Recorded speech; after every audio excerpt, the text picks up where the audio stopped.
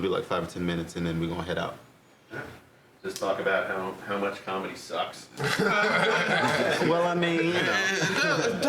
It's what we love, you know, and you know, what I find together. Y'all good? I'll take another one. What I find out about a lot of comedians, and they want to do it for the money. Yeah, we all want to make the money. We all want to make the money, but you gotta love this shit. Because if you didn't love it, some of the shit that you go through, you wouldn't do. Yeah. But I feel if you're going in it just for the money, you're not gonna make it. Like doing a live taping with gnats around you. Yeah. You do that shit now unless you love it. I'm damn sure. I mean, I'll be like, what the fuck? I got shit to do. You got to love the art. You travel the fucking country for $200 or $300, $100. You do it because you love the comedy. I wouldn't sit this long and talk to my aunt. You fuck up out of here. I see good to see you. Fuck up out of here. It's the art, man. You gotta love the art of this shit, man. And listen, somebody told me, well, if you're good and love it, the money will come.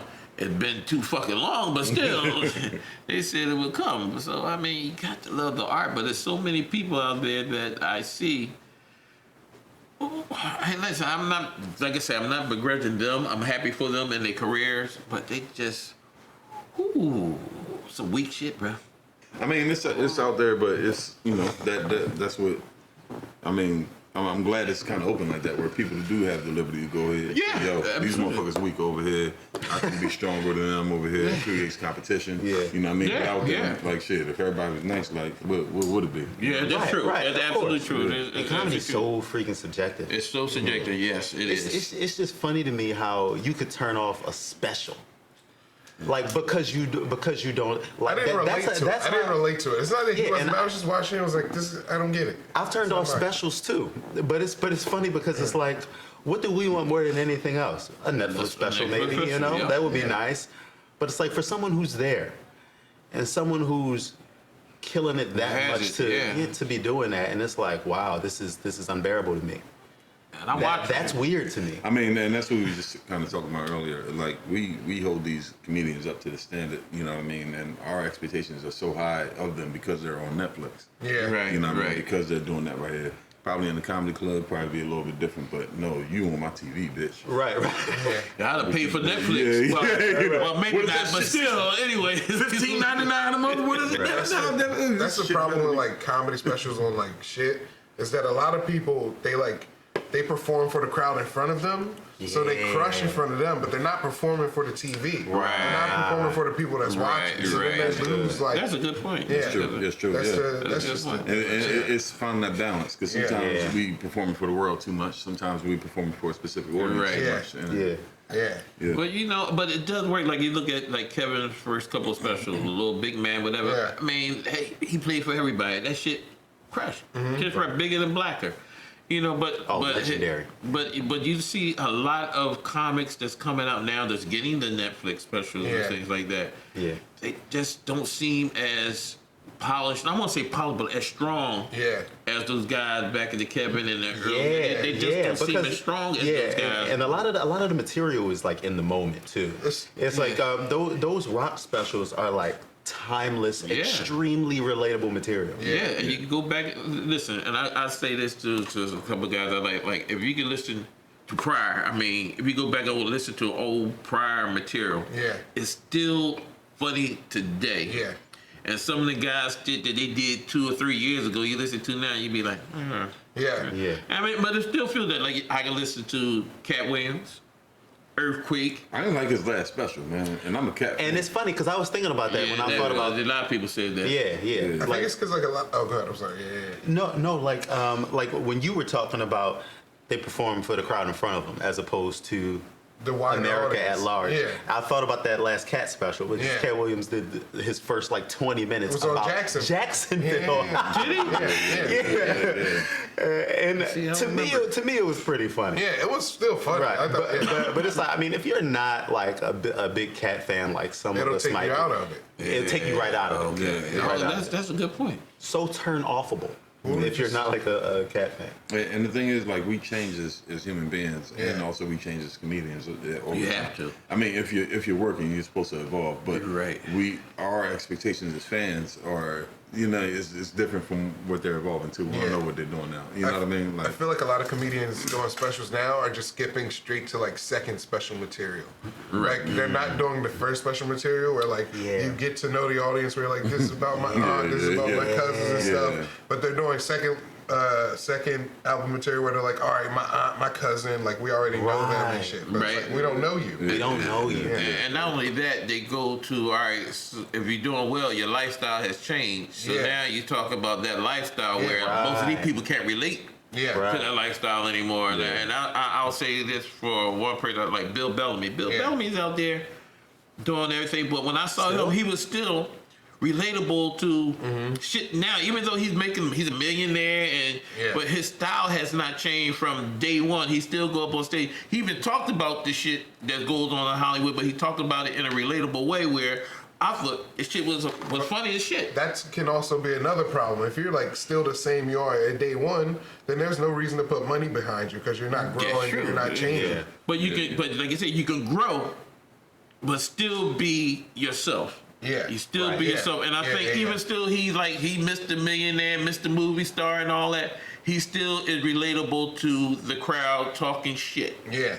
He talking shit, and that was, and I thought that was, but a lot of guys they style change because where they get to, and it just changed. But I don't know. I mean, plus it's about your environment and how you work out. A lot of these dudes, man, when we start doing this comedy thing, man, we got crews, we got people we talk to, we sharpen our steel with other comics, you know what I mean? Yeah. We hitting up open mics, all this shit. Man, you start getting that money and getting out there, that shit ain't popping no more. You have writers, you have these dudes that you don't got no real chemistry with, you know what I mean? You don't know how to really relate to shit. You go into a comedy club, you gotta sneak in the back. You gotta, you know what I mean? It is not the same, and it's harder. It's harder in the green room. That shit ain't. Now, like that shit ain't grinding no more. I saw Corey Holcomb down at Punchlines, and a lot of females don't like Corey because of what he said about females. But man, he's hard. Man, that motherfucker was funny. And then he got the money, but it's crazy. But he has not changed his style. He got the money, but he does not back down to say what he said. And he's an ignorant motherfucker. But it was funny. And there's comedians that are worse than Corey Holcomb. Oh yeah, on women. I mean, watch Anthony Jeselnik special. Anthony Jeselnik. Oh, I didn't know that. Oh my God. I just think it's just, I'm not saying he doesn't feel that way, but personally, I think it's just his shtick. It works for him talking about women and saying the things that he says. Anytime he comes back and try to clean it up a little bit, but that shit what he said about the abortion with the shit was in the toilet and man, that shit is funny. It's inspiring. It's inspiring. It really is. When I hear Corey Holcomb, I get inspired. I'm like, okay, we can do that. Yeah. We can do this. You know what I mean? Yeah. Like, wow. That's why I'm writing more broke material. You gotta write these broke jokes because it's limited time for broke jokes. Everybody's about to be broke. But let me say, if I get to the point where I'm making money, I'm talking about making money. Fuck all you broke motherfuckers. Oh yeah, oh hell yeah. But it's like if you might be in a position where you see yourself starting to pop a little bit, right? You got to start telling some broke jokes. Yeah, you do. You got because it's limited time. You got it. Like you aren't going to be relatable to that crowd in that way ever again. No. Well, you can talk about when before I did this, but now I'm able to do this. I mean, there's a way you can do it. It'll be more. You got to be more creative. And let's be fair, you can get writers. They don't relate to you, but you can take what they write and make it relatable to you. There's like 50 cents like on that. I'm not gonna like that. If you have a writer, I get it. Especially if you're like someone who's busy and you're like, look, I still have the need to do stand up, but I want to like keep it sharp, and I need somebody to have.